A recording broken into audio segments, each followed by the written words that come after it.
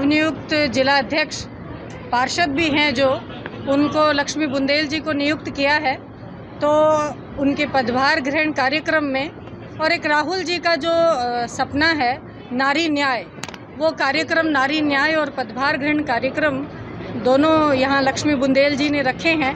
तो उसी कार्यक्रम में शिरकत करने आज मैं अजमेर की इस ख्वाजा साहब की और ब्रह्मा मंदिर पुष्कर की इस पावन धरती में आज मैं आई हूँ।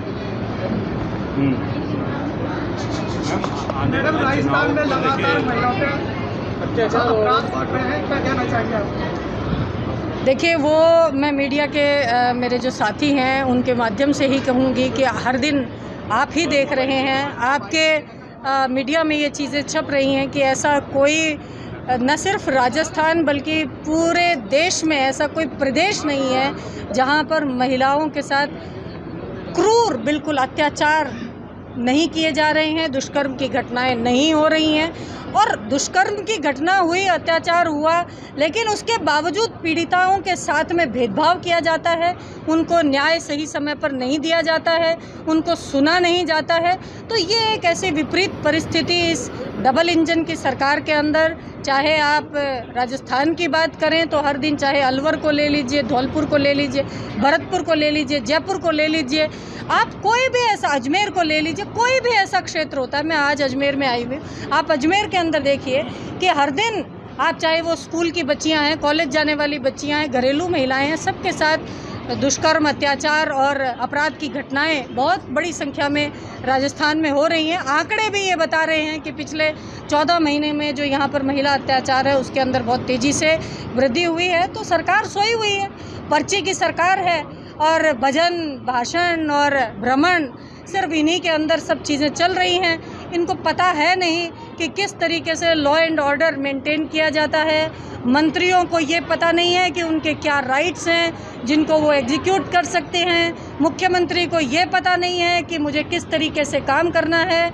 सुनने में आता है, आप ही मीडिया के बंधुओं के थ्रू ही मुझे पता लगता है, हम लोग पढ़ते हैं कि जो ब्यूरोक्रेसी है वो इतनी ज़्यादा प्रशासन के हावी है कि क्योंकि जनप्रतिनिधियों की चल ही नहीं रही है, सुनवाई नहीं हो रही है, इसलिए जनता के किसी भी तरीके से जनता को कोई रिलीफ नहीं है। जनता 14 महीने से, राजस्थान की जनता त्रस्त है, चारों तरफ त्राही त्राही है।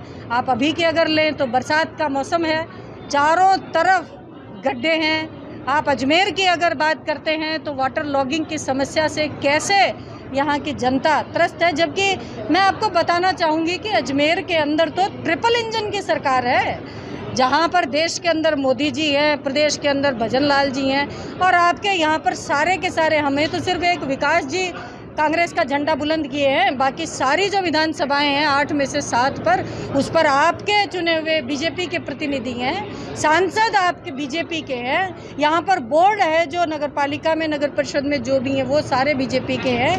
तो फिर, और जो हमारे चुने हुए पार्षद जो कांग्रेस के हैं उनको आप लालच दे करके, उनको बहका करके उनको भी आप बीजेपी में मिला लिए हो, तो फिर सारी जिम्मेदारी आप देखिए ना किसकी बनती है।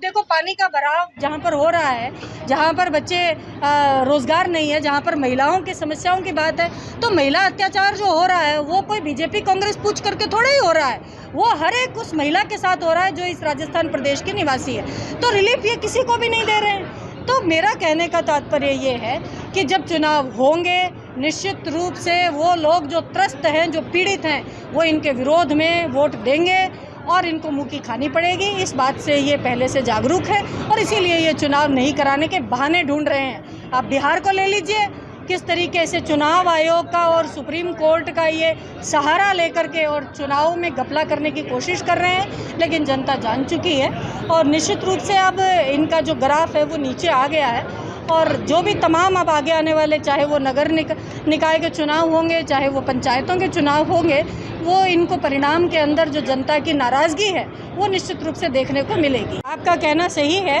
क्योंकि मुझे अभी अध्यक्ष की कमान सौंपे कुछ ही समय हुआ है। जो हमारी प्राथमिकता है वो संगठन निर्माण पे है, क्योंकि जब संगठन मजबूत बन जाएगा, अगर हम अजमेर की जैसे आज बात करते हैं तो हम अजमेर में हमने नई और बहुत ही जुझारू और बहुत ही मेहनती मैंने जिलाध्यक्ष यहाँ पर हमने है जो लक्ष्मी जी बुंदेल को बनाया है। तो निश्चित रूप से जब यहाँ पर संगठन खड़ा हो गया है तो महिलाओं के जो मुद्दे होंगे उनके ऊपर ये यहाँ पर लड़ने के लिए अंदर सक्षम रहेंगे और उनके मुद्दों को ये उठाएंगे। उसी प्रकार से बहुत जल्दी हमने 30 के आसपास जिलाध्यक्ष की दूसरी सूची आने वाली है। हम बहुत जल्दी पूरे के पूरे 50 जिलाध्यक्ष बनाएंगे और आपको आने वाले समय में दिखेगा कि महिला कांग्रेस महिलाओं, बच्चियों और जो भी तमाम कांग्रेस के जो मुद्दे, जो जनता के मुद्दे हैं, उनके ऊपर मुखर होकर के सड़कों पर हम आंदोलन आपको लड़ते हुए दिखेंगे। अभी भी हमारी कांग्रेस, जो महिला मेरी बहनें हैं, जहाँ कहीं भी दुराचार की, अत्याचार की और इस तरीके की दुर्व्यवहार की घटनाएं महिलाओं के साथ में बलात्कार की और ये होती हैं, हमारा संगठन वहाँ पर जाता है, तुरंत पीड़िता से बात करते हैं और यथासंभव प्रयास करते हैं कि उसको तुरंत न्याय दिलाया जाए, वकील की व्यवस्था की जाए और प्रशासन से भी बात की जाए ताकि उसको सहयोग मिले और पीड़िता को तुरंत न्याय मिले। तो ये काम हम अभी भी कर रहे हैं और जैसे ही हमारा संगठन और मजबूत बन जाएगा, निश्चित रूप से हम सड़कों पर महिलाओं के अधिकारों को लेकर के लड़ाई लड़ते हुए आपको नज़र आएंगे। पर कोई किसी तरीके की जुडिशियल जो इंक्वायरी है वो नहीं हो रही है, जवाबदेही तय नहीं हो पा रही है कि किसकी गलती है, उसको दंडित किया जाए। तो कुल मिलाकर के राजस्थान के अंदर जनता त्राही त्राही कर रही है।